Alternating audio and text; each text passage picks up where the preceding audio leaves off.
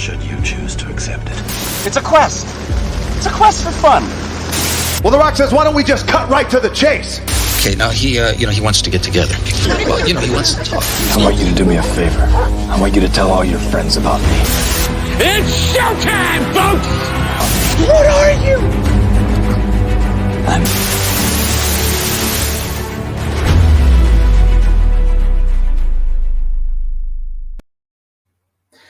Greetings and salutations, everyone. Welcome to another episode of And I Quote, the live weekly show where we bring in a special guest. We ask them a few questions, get to know them a little better, and find out what projects they have planned for the future. I am your host, Ryan of Nerd Culture. Thank you so much for being with us. Now, the guest we were originally supposed to have was going to be podcaster Christian Ingram. Unfortunately, due to scheduling conflicts, he could not be with us, but we will book him for a later date, so he will be on the show just at another point. But we have the next best thing, or should I say the best thing, and that is we're going to sit down and have a conversation with Nerd Culture's own nerdy gamer himself. Travis Troller is here with us. Travis, how you doing? Hello there. I knew and then you say... General Kenobi. Good. Need a little bit more raspiness, but we'll get you there. Man, I was practicing that so much this morning. I wanted to get it right, but... You know what they say, get up and try again. But anyway, aside from that, thank you so much for being with us, Travis. We do appreciate it. And by the way, if you have any questions for our guest, Travis Troller, today, feel free to leave them in the comment section. Leave them in the live chat. We would love to hear from you, and we appreciate it as well. But with that being said, Travis, here's how this is going to work. We are going to ask you a series of questions from our good friends at Poddex, because this show, and I quote, is proudly sponsored by Poddex. And what Poddex are? They are unique interview questions and episode starting prompts within the palm of your hands. So whether you are a new podcaster or existing broadcaster looking to grow your audience or just get more engagement, you're going to want to check out poddex.com. Use promo code NerdCulture to get 10% off your order. You are not going to want to miss it. So, without any further ado, Travis, you're strapped in. You ready to go? I'm going to try my hardest, and I'm gonna try to be on my feet for this one. And for everybody watching, you'll have to excuse me. I already told Ryan before the show, I may or may not be experiencing technical difficulties today with the headset. So if there's a little bit of a delayed reaction here and there, bear with me. But I'm going to try to stay on the ball. All right. Sounds good. So we'll start off with question number 1 from our good friends at Poddex. If you were to die tomorrow, what little thing would you regret not doing? Making a full-length motion picture. That's the number one thing. I've been, for years, getting into the film stuff, and I think not ever taking on a task of actually doing a feature-length film, like that would definitely be the biggest thing. Because I mean, even if it's good or not, just to say that you actually did it, knowing me, if I actually ended up making a feature-length film, it'd probably be the quality of Birdmageddon or whatever the hell that movie was called, if anybody's seen that wonderful gem. But regardless, that's definitely something I would want to check off the bucket list before I kick the bucket. Fair enough, good sir. Now, if you could be quarantined, or excuse me, not quarantined, excuse me, you've already been quarantined. Sorry, I read that wrong. If you could be guaranteed one thing in life besides money, what would it be? Ryan, I'm going to be honest with you. I'm really good about playing things off. That one I'm not going to be able to. My headset's cut out right when you asked me that question, so give me it one more time. All right, I'll give you a free repeat since it sounds like a little bit. I feel like we're going to go into a little bit of a Battle of the Nerd situation. So the question is, if you could be guaranteed one thing in life besides money, what would it be? Besides money. Yeah.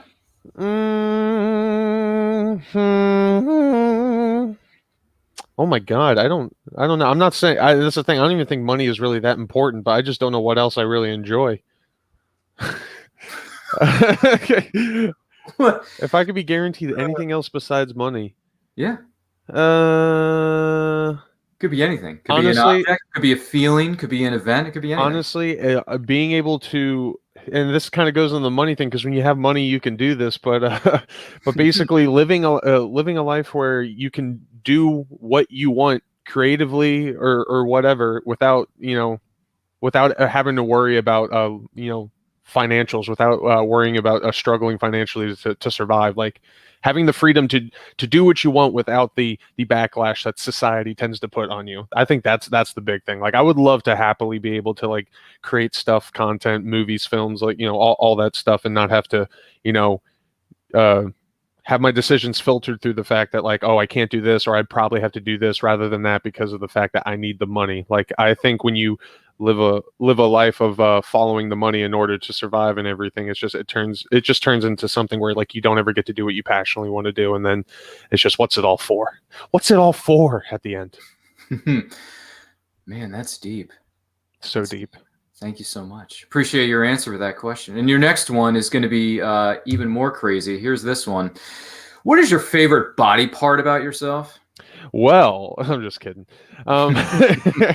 Here, actually, inside joke. I actually do have I answered this with some of my other good friends. It's always my forearms, because even though I'm a larger gentleman, it's always like my forearms that have like that powerful physique. Anytime I've like filmed something and like we're doing some like action stuff, I'm always like I'm throwing punches at somebody. I'm like, dang, look at my forearms.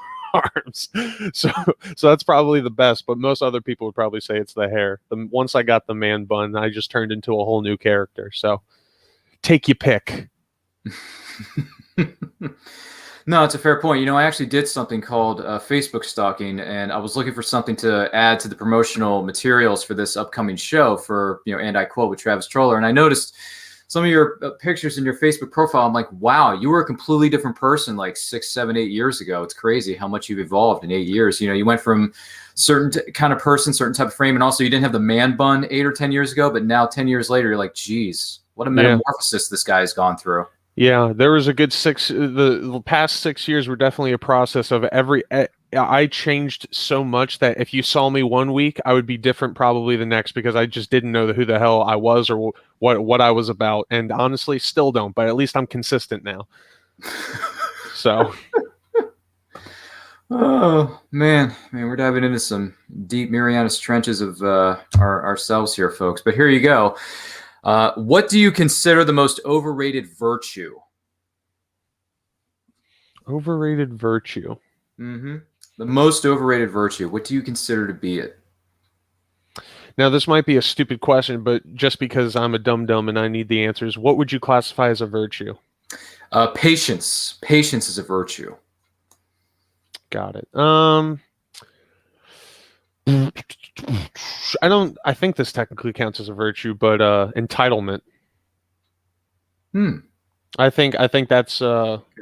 Oh, I mean, everybody knows that we live in a society where that wasn't even in the cut of the movie. I was so they took. I just learned it this morning. Actually, they took that one little bit out of that whole new scene. That was the only thing they took out of that reshot scene. I was like, why? It fits perfectly in there. Yeah, no, I would say entitlement. Like people that like assume that they need things handed to them, that like they don't have to put in hard work in order to get it. And I've been there before. I've never believed I've been entitled to anything, but I've definitely fallen into the mental trap of wondering why I'm not where I'm at, or I haven't done what I've done. But I realize it's because I haven't really put the necessary steps in. Like, what have I done to achieve that? And like, at least, you know, you got to be, you know, smart enough and wise enough as a person to be able to admit that to yourself and actually be able to make the change. But people that don't, and they just go day to day just saying, I should have this, I should have this, why don't I have that? It's just unfair. I don't get it. You know, it's a very unhealthy way to look at everything. So yeah, entitlement is definitely least favorite, and also it's kind of the most dangerous, especially nowadays. Yeah, it's definitely a fair point. Now, which words or phrases do you most overuse? Like, when I talk, I guarantee you, if I had to go on a rant for 10 minutes, I'm pretty sure my one thing is when, you know how when people pause in between their words in order to find the next thing that they're trying to say? Yeah. A lot of people are guilty of doing the and like and I do We've know all been there. I do know like is definitely one, and I still do it to this day. I think I've gotten a lot better at not saying like every 2 seconds, but I do see myself slip up when I start going down a tangent of like a thought process on the spot. So that's the one word I wish I could just kind of get rid of my repertoire of verbal communication, because it's annoying for me to hear. Just like I was thinking like we could I was just thinking like, I'm like, Jesus, use words, pause, think. Yeah, no, I completely understand where you're coming from. We were taught in the broadcasting school that I went to, never use the two words like and when you're doing a show or just trying to put together sentences or thoughts, or if you're going on a rant or a tangent about whatever the topic is. Try not to use those two words. Now, by the way, we're going to get to this a little bit later on, but your friends outside of nerd culture at Lasting Light Media, do you find yourself using the word like a lot when you're around them? A lot. I only noticed that I probably still do it from when we do our weekly or bi-weekly, I guess, kind of podcasts, sit-down talks, lasting insight. Because when I go on tangents, none of that's rehearsed. We're given a prompt and then we further discuss on the spot whatever comes to mind. There's a little bit of fun, there's a little bit of joking, and there's a lot of chaos, and from that comes me going on tangents and then saying like every 2 seconds sometimes. And I wish I could just get out of that. I'm slowly teaching myself that it's appropriate sometimes to not have to continuously speak while you're making your point. It's all right to say something, and then while you're trying to lead into the next, you can pause and you can wait and you can think and then continue on, Absolutely. And practice makes perfect. Exactly. Keep on doing it. Try to fix it up, change over to a different set of words or different habits, and it'll work for you. Now, if you were to die and come back as a person or a thing, what do you think it would be? Batman. No hesitation, folks. No hesitation. Batman. No hesitation. I would come back as Bruce Wayne, Batman, because that would be sick. I'd be set up financially. I would have a best friend who's a butler, but he doesn't do anything for me except just give me insight and knowledge. And I would just be doing backflips, grappling to buildings and punching people and then dancing around with my cape. Like, it's the dream. It's the Dark Knight dream. So what are your superpowers again? I'm rich. Okay. I was just checking. But then the one consistent between the two edits. Yeah, that's one. It's definitely one of the things I noticed between the two different versions of the film, respectively. And if you don't know what film we're talking about, ladies and gentlemen, it's on HBO Max. Go look it up. Restore the Snyderverse. Yeah, there you go. See, I just used the word I shouldn't have done it, but I did it anyway. Happens. Use Practice makes words. perfect. Gee whiz. Anyway, Batman, huh? Of all the things and objects in the entire universe, you would pick. Ryan, don't lie. You would answer Superman. As much as I do. If we had our way, we would be living real world Justice League and we'd be going at it. Like, it'd be Batman v Superman in the streets with you and I. And you wouldn't hold back either. You'd probably kill. You have a bloodlust that you want to hide. I may want to snap your neck like I did in 2013's Man of Steel, but Nice. I wouldn't want it any other way. Boy, now we're getting dark and violent. We don't want to do that on this show. But anyhow, this is getting more and more fun by the minute. Now, if you had someone following you around all the time, what would you have them do? And it doesn't necessarily have to be our good friend Alfred Pennyworth. Hello, Master Wayne. That's true. By the way, which version of Alfred Pennyworth would you want serving you? Would it be the Michael Golf? Would it be the voice actor from the animated series? Would it be Jeremy Irons, maybe? I did like Jeremy Irons now this time around, but I don't know what it is. I just love hearing Michael Caine. I love hearing Michael Caine's voice. He's like, "Some man just want to watch the world burn." I'm like, Michael. So I feel like I would go for him, even though I know that, from all the films prior to the Nolan trilogy. I mean, he was an OG. He was fantastic. But yeah, Michael Caine's a dirty little secret. But someone to follow me around, I don't know what I would have them do. Because I feel like I just get annoyed. And that's coming from me. I'm the person that has to follow people around until I become too much and they tell me to go away. I can't have somebody else do that. So, I mean, you know what? It would be me. I would have me follow me around and they would just solely give Family Guy quotes. It's only going to end horribly because I know there's going to be at least 3 to 4 moments every day where I'm not in the mood, and they're going to say that in order to lighten the mood, and then we're going to get angry at each other, and then it's going to be a fist fight, and then it's going to be who truly will win, you know? And then it's going to come down to my friends to be able to find out who's the clone and who's the real Travis, and you know, and we're going to have basically kind of like a taking over event going on because they're going to pick the wrong one. This is how Skynet started in my head, you know, not in the movies, that's not how it happened, but in my head I think it would go that route. So yeah, it's just, this is the first step into Armageddon. Follow-up question: if you took the Family Guy quiz, which character would you be? I would like to say I'd be Peter. I really would. I mean, the amount of stuff I know about that guy is hilarious. So I feel like even though I would try not to, I feel like I would answer as much as I could in order to be aligned with Peter, because he's just goofball, doesn't really give a crap, and and barely has a self filter. That's true. That's true. He has no trouble telling his family members, his most important family, whether it's his wife or his children, to just be quiet, get out of my face, get out of the room. Shut up, Meg. Shut up, Meg. You know, and then he would say, yeah, Brian, there's a message in my alphabet. It says, "Oh, Peter, there's Cheerios." Oh. Yeah, Lois, you were so right about Meg. I asked her to do one simple thing, and you know what she's doing? She's in the kitchen right now, taking a nap underwater. You believe that? She's taking a nap underwater.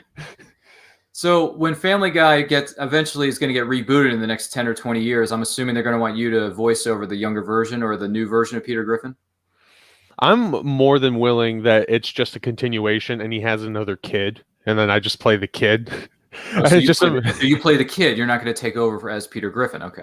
I could never. I could just be his spawn, and then I imagine me just doing Peter stuff alongside Peter, and then also going up against Meg and of course Chris. You know, just having just loud yelling fits with Chris, and he's just like, "You can't tell me what to do." You know, just like, oh, it would be great. That'd be a dream. Such a dream. That sounds about right. So to take a bit of a different approach to this, how would you like to die? I wouldn't want to see it coming. You know what? I would want to see it coming, because then I feel like I was always ready. And I don't really know.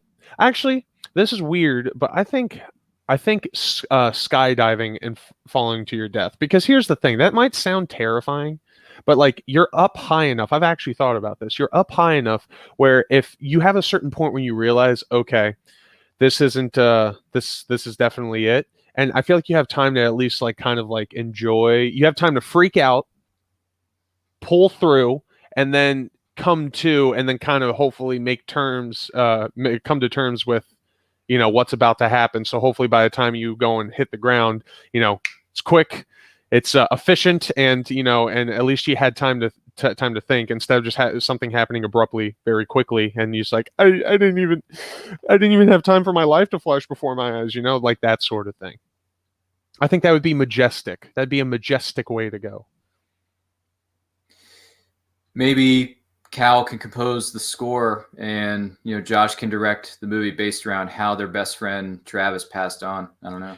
What would be magical is if I didn't see this coming, but yet still, while I'm falling and I realize that this is going to be it, having like an iPod with like my earbuds in, and I have only one song on there that's made from Cal. And I'm just like, this is the only way it was meant to be. Oh, beautiful. Cal, I hope you're watching, if not listening to this right now. Anywho, we're giving you mad props here, man. Mad props. So, on the flip side of things, what is your greatest regret? Not being a big action movie star. No, that's not it. No, we've all thought about that. I mean, I have many regrets in my life. Can you name one of them? Nothing too severe. I don't know.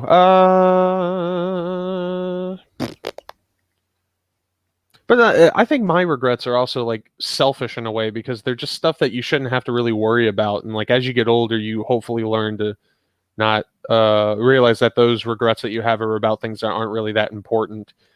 sort of situation. Like you could make a regret saying like when I was younger, like be more popular in school, which I wasn't. But like at the end of the day, I think I'm actually happy that was a thing, because I probably wouldn't have gotten into the things I'm into now, and I wouldn't have become the person that I am without dealing with that sort of stuff.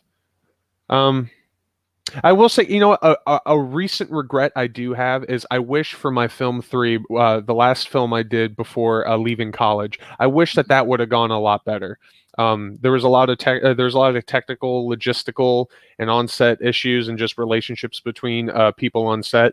And I was really expecting to have that be, like a big, going out, this is the last hoorah. And it just it didn't turn out as fun or as great as I would have liked it to. So I wish that I could have that could have been done better on not only my part, but other parties that were involved. So that's probably the most recent regret I have looking back, and also networking with people more. But life is life. Greg tells me he has fun on set. Just out of curiosity, what was that last film that had so many logistical and technical issues? Can you give us the name of the film or what it was about? It was called Redress. That's what it was called. Now, I'm not bashing it. I think at the end of the day, we did make something that was actually something that we can be proud of in a way. I mean, I've seen worse student films, so I think we did all right. But it's just everything from the start point to the end point. I just feel like we could have gotten there in a more reasonable manner. We probably could have pulled off a lot more if relationships were a little bit better on set. So I wish I would have been able on my part to. I wish I was able to handle that better, because I don't think I did in hindsight. Because that was like my first time directing. But this is experience. So. If that was my first time directing, I got a really good hint into what I was hit with, and I realized I can always like try to learn to deal with that a little bit better. So, next opportunity I get, do everything the opposite that I did before. That's the learning process. Flip flop back and forth, and just take from each side until you finally are right down the middle and you got a solid plan. Did you hear that, friends? That's a heck of a story and some good pieces of advice. And I want to take this opportunity to say we are talking with Travis Troller, a member of our Neuroculture family here this week on And I Quote. If you are watching us live, you got any questions for Travis, feel free to leave them in the live chat / comment section. Our producers are going to be keeping an eye on that as we go throughout the course of the show. And I'm already seeing a number of people chiming in, a few people chiming in with some questions, and I love it. We're going to get to those in just a few moments, so please bear with us. But Travis, your last and final question in the realm of pod decks. Here it goes. 10th and final question. What book belongs on everyone's bookshelf?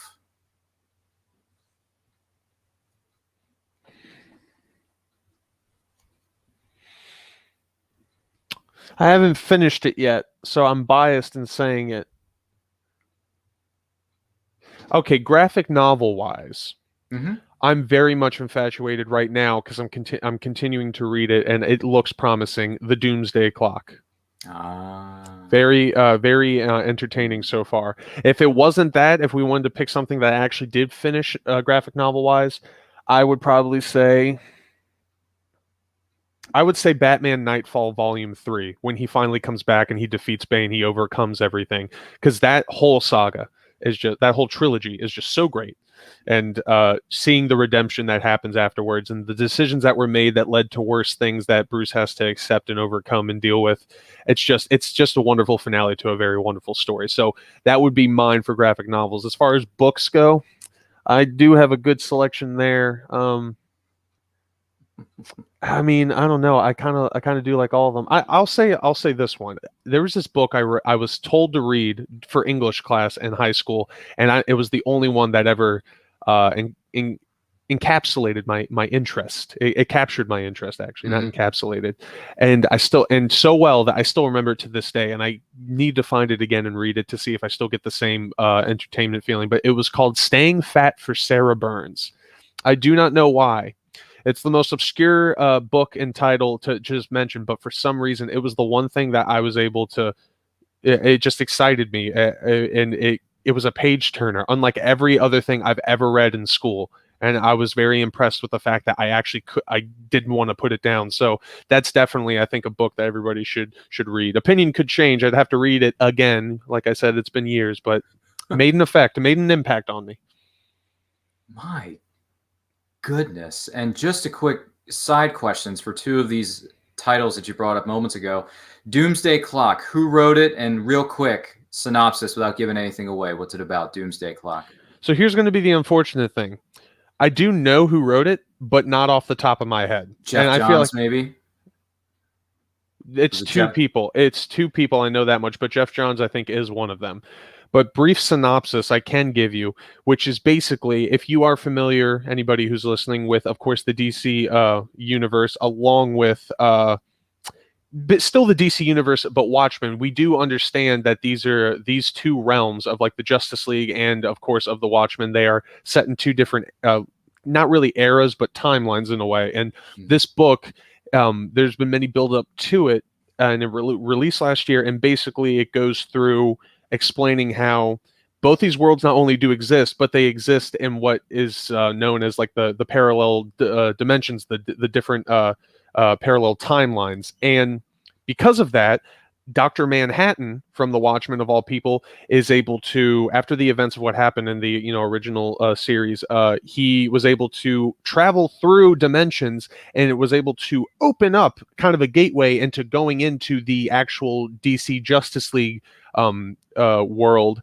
And then you start to see your favorite characters from both the DC Justice League side and the Watchmen side crossing over and working against each other, and it makes these really interesting relationships and dynamics, and it introduces you to these characters which are very interesting. You have villainous couples like Marionette and Mime who are alongside Joker, and that's very interesting. You have Rorschach, surprisingly, right alongside Batman, and I haven't gotten far enough to see how that relationship's going to turn out. And if you are a fan, of Watchmen, wait, Rorschach, how is that possible? I didn't know that either, but read that to find out. But there's a lot of cool things, and of course, the big one, and Ryan, you would respect this. You get Dr. Manhattan going up against Superman. Cool. So you got to think the amount of power between the two. It's fantastic. So I mean. Yeah. Hands down, if anybody is interested in comic books in general, that's always going to be an interesting one, even if you're not really that much of a DC fan. Fair enough. Now, do you remember anything about the synopsis for, I believe it was called Staying Fat for Sarah Burns? Is that what it was called? I don't remember the synopsis, but I do have a brief description, which from my memory, I believe it was following the young childhood memories of like a end of high school into end of middle school into high school boy, who I believe at the time, when you're growing up, you always have insecurities and things that you don't physically or visually like about yourself, and that's what you tend to focus on as a child. And this one, he was this main character. I forget his name to save my life, so I apologize, but he was on the heavier set side, and I remember that being a constant for him about having to deal with the fact that he didn't like his image. People picked on him for it and everything. He wasn't the cool kid. He wasn't the ones that people like looked at when walking down the halls, or at least not in a healthy stance. And I think that's why I connected to the story a little bit more, because I probably at that time when I was in high school, I saw myself in that character. But he ends up coming across a new student by the name of Sarah Burns, and then she actually gives him attention, and then they end up becoming friends. And then from that friendship, they start to learn, she helps him kind of start to understand what his problems are and how he can, learn to deal with them and whatnot, along with him learning more about her and her background, and learning how more troubled and how there's more under the surface than he expected. And then you just get relationships with not only the main characters, but the people in both their lives kind of coming together and clashing in their own ways. And it's pretty interesting. It's not the most lighthearted story from what I remember, but it is, and you do care about the characters as you read on, which is always important. So this is a story about self-esteem and finding it's basically a coming-of-age story. It's definitely much a coming-of-age story. I wouldn't necessarily say it's a self-esteem story. I think that is something that's in there, but I don't think they're focusing on the message of like, whatever you don't like about yourself, learn to love it. That's in there, but I don't think that's the main point. I think it's about, I think it's really about people need help and there's nothing in the wrong world. with reaching out for help. I strongly feel that's definitely what it is. Like everybody's got something going on, and there's nothing wrong with that. But know that you're like not alone. There's always somebody that is interested in wanting to help you out. Like you don't have to go anything alone. Absolutely, I could not agree more. Strong, strong words, ladies and gentlemen. Now, we're going to turn things over to our friendly neighborhood audience because all of you have been fantastic. Everyone from Willow to Grant to Josh to Gregory. For some reason, Gregory is still around. I don't know how that happened. But anyway, your first question is going to come from the live chat here, and this one is from Willow. Willow asks, how did you two, Ryan and Travis, become friends? Well, Willow? We didn't. I'm just kidding. I was going to say, Willow, we never really became friends. We're just casual acquaintances. Yeah, we're just casual acquaintances. I was gonna say, Travis, how did we become friends? It's a bit complicated, isn't it? Or do you remember how the two of us became friends? Because I have a pretty good idea, but I want to see if your version matches up with mine. I mean, it probably won't, but I only get into that danger if I try to get really specific. So I'll keep it general. When nerd culture first started out, I was not, and I don't believe Ryan was either. We were not the creators of the original idea. We had other members of the group that were in it before us. We came later. We were, I believe, pretty early on in the stages, but me and Ryan actually met through joining nerd culture, and then from working together, we got to better understand, what each other's interests were, what our personalities were, and honestly, it's just kind of one of those things where it's like we met, we were on neutral terms, and then from working over the years, we just understood each other a little bit more, and then it turns into a friendship. Basically. That's his boss. Okay. In a way. I mean, in a way, he kind of is. I mean, when you're looking at a guy who's like 6'9" and could crush you in one blow, eat a car with a single bite. I know, seriously. I'm thinking to myself, yeah, Travis is the kind of the boss of me, so I'll just let it slide. But it's not like I make you do anything. I know. We're just kind of kidding around here, ladies and gentlemen. By the way, Josh chimes in with a comment more so than a question for us. He says, pre-man bun Travis was a completely different person, but we loved him anyway, says Josh. Yeah, and it's actually, I don't even know if it's, I think it's convenient that we're having this conversation and Josh chimes in with this about pre-man bun Travis, because actually last night we were all in a little chat talking on Discord, and we actually ended up going through our library of old student films that we all would do, and there was just a smattering of seeing, young me, and it seemed like almost every scene in my films I would have a slightly different hairstyle, or I chose to cut my hair because I couldn't make up my mind at the time. I thought physical appearance always had to be different. I was never happy with one thing. It was just like I feel for this kid. He hasn't figured anything out yet. What a rough go. Yeah, it was nostalgic. Yeah. Another comment, and this one comes from our good friend Willow Schuyler up in Canada. Willow says, filler words are things we all say in between different sentences. I do it too when I'm working my job at the drive-thru. It's very easy. Like, see? I just did it. I don't know what it is. It has something to do with, I believe, I don't think anybody is completely comfortable, especially when they're in a conversation with one or more people. They do not appreciate pauses because of the fact it's a silence that could potentially turn into a sense of awkwardness, like that classic awkward silence. So when people speak, it's filler, I would agree, in order to keep momentum going so that way they can avoid the potential awkwardness of the situation, which at the end of the day, I feel, I had that as a kid. There was always easy awkwardness, and that's just how I am. I still am like that today. I feel like I've grown out of it, but I've learned to accept that there can be quiet and calm in between moments in order to collect yourself and find the next best thing. So I've been told that it's not the appropriate way to speak, and I probably do agree. But when you're just relaxed and you're just talking, sometimes, I mean, that was you before. It's hard to break out of old habits, but it doesn't ruin anything unless you do it excessively. Then you really need to work on yourself. But if you're saying like every 5 seconds, got to dial those numbers back. Absolutely. And Greg says when it comes to having a clone of yourself following you around, and what would you have him do? Greg says he will give you tea too if this clone of yours is following you around, Travis. He's going to be my Alfred. But the thing is, he won't let me make the tea. Just like in Zack Snyder's Justice League, I will try to make it, and he'd be like, ooh, but put the hot water in first. We don't want to scorch the tea. I absolutely love that. I love that somebody was doing something for Alfred, and he was just like over the shoulder, like, I can do it. I know how to do this. I do it a certain way, and Diana, you're doing it this way, but this is not how it's done.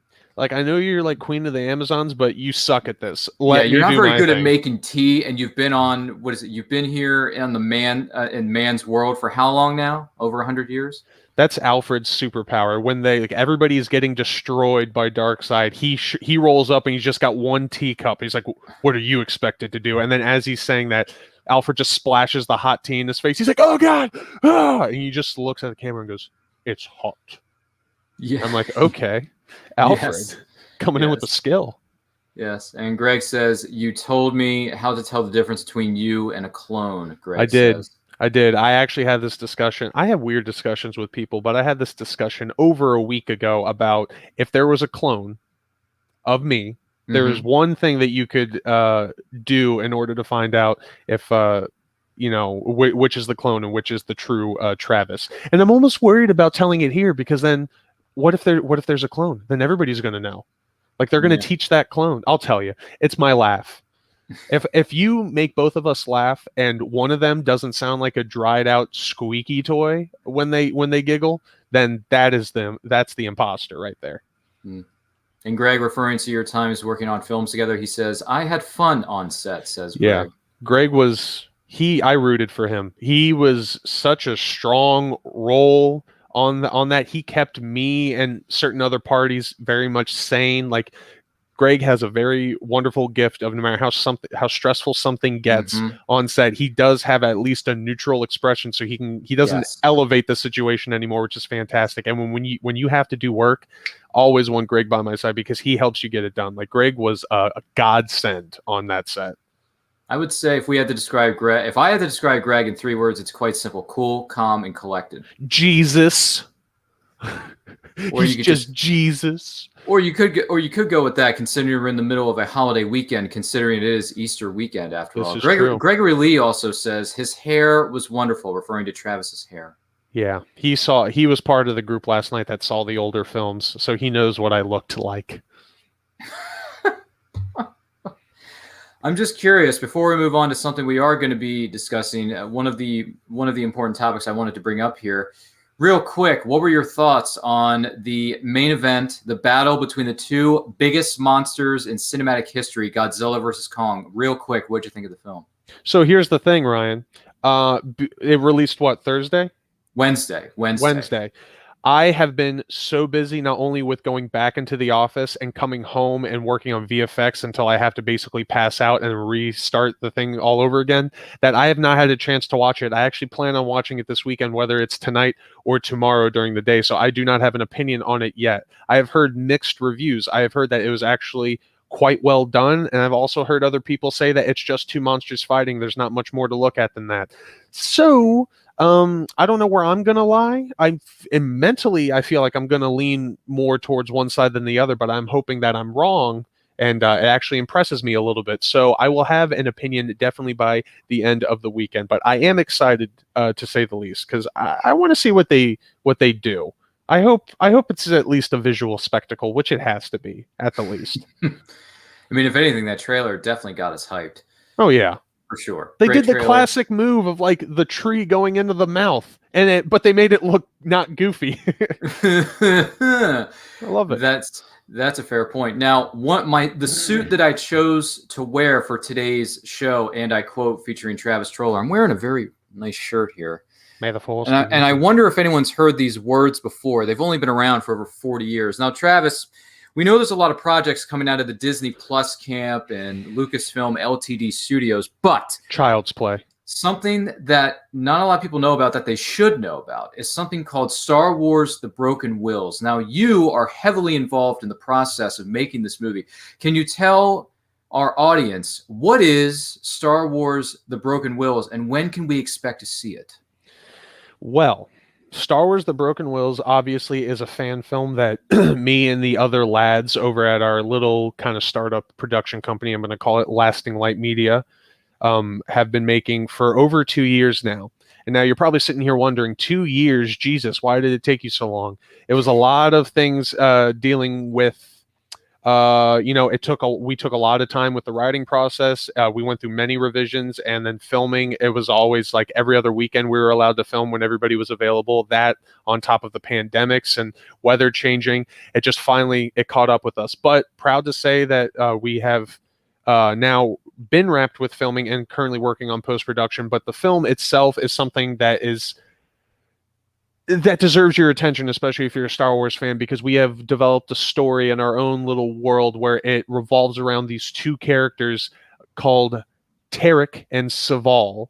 And they have a little bit of a murky past, a murky relationship. And as the story goes on, you definitely see these two kind of dialing in on opposite sides of the coin, but also sharing similarities in how they deal with situations. And as the story goes on, you get to learn more about them. You get to learn more about their connection towards each other and why there's so much emotion there. And then, of course, inevitably how it's kind of concluded in the end. I think it's very interesting. We kind of went our own take of what's already been established, and we've kind of made it our own thing as best that we could. And I think so far it's turning out pretty great. So I recommend everybody who's interested to definitely go check that film out. It's going to be releasing in July, I believe. I'm sorry, I do not have the specific date, but it will be early July.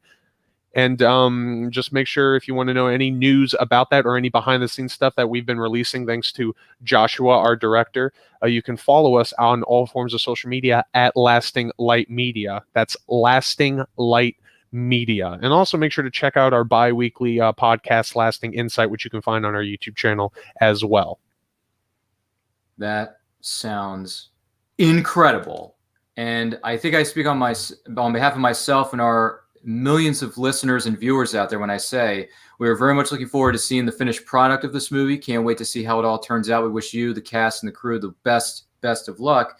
Now, Travis, you've already plugged your stuff, so I'm going to go ahead and say this. I want to take this opportunity to thank Travis Troller of our very own Nerd Culture for being our guest on the show this week. And thank you to our lovely audience. For those of you who chimed in the live chat, or if you're watching the replay of this on our YouTube channel, thank you so much for being with us. Don't forget to like, comment, subscribe, follow us on all forms of social media at It's Nerd Culture. New videos are being dropped each and every week. And as Travis mentioned a moment ago, Star Wars: The Broken Willows, one of the most anticipated, if not the most anticipated film of 2021, is going to drop on the Lasting Light Media YouTube channel on July 3rd this summer. July 3rd, Independence Day weekend. It's going to be exciting. It's going to be electrifying. Do not miss it, because the Force is strong with that team. I like how you knew the release date and I didn't, and I'm making the damn thing. It's okay. It's okay. It's all good. It's all good, Travis. It's what I'm here for. But like I said before, thank you so much for being with us. And also, ladies and gentlemen, to all of you out there, if you do celebrate the holiday that is going on this weekend, happy Easter to you, your family, and your friends, your loved ones, everyone out there. And in the meantime, stay healthy, stay strong, stay safe, and may the Force be with you.